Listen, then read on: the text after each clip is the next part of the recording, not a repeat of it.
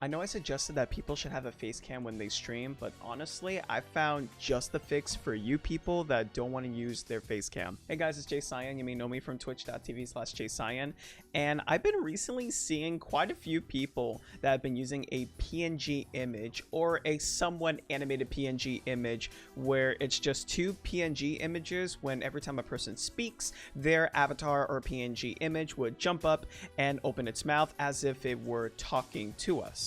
So if you guys didn't notice this, apparently a lot of people really like watching VTubers, right? Because VTubers are like they're still popular right now, right? Well, if you don't have enough money for getting a VTuber model or something, then you can get something like this. You can just commission any artist at Fiverr.com or on Twitter.com, anywhere, and you can just commission 2 drawings of you or 2 emotes of you.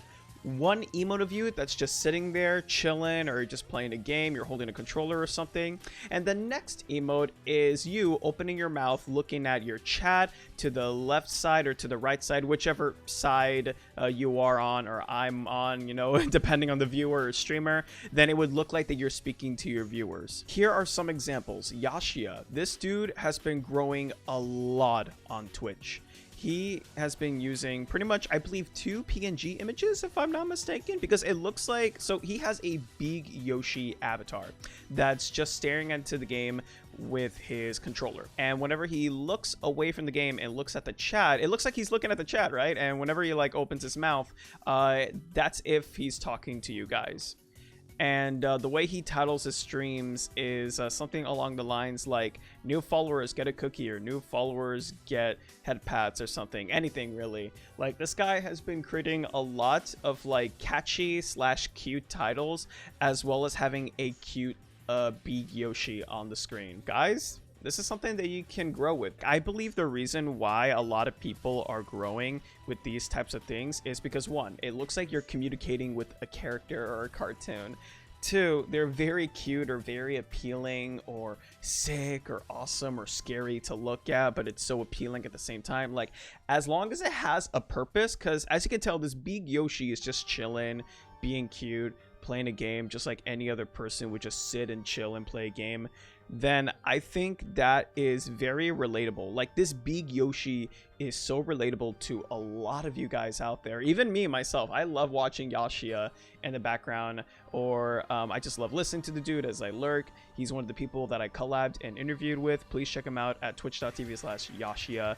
Yeah, a bunch of streamers are doing something like this if you haven't noticed yet. If you guys want any more examples, just let me know in the comments or my email or my socials. I'd love to talk to you guys about this, because this seems to be the one thing that a lot of people are getting, you know, like are getting interested in. You really don't need a face cam at all. I know I suggested to have a face cam because a lot of people love to see your reactions whenever you stream, whenever you're like playing a game or singing a song or drawing or just reacting to a game or anything in general. Then it's just really cool. And as for me, I have decided if I want to become a VTuber or just a person that's streaming with the face cam, I decided to stick with having a face cam since it is my brand, it is me. I do have my chibi emotes to represent me and who I am, but changing to a VTuber or just a simple PNG image isn't something that's really me, because that is a huge brand change. So please keep in mind of the things that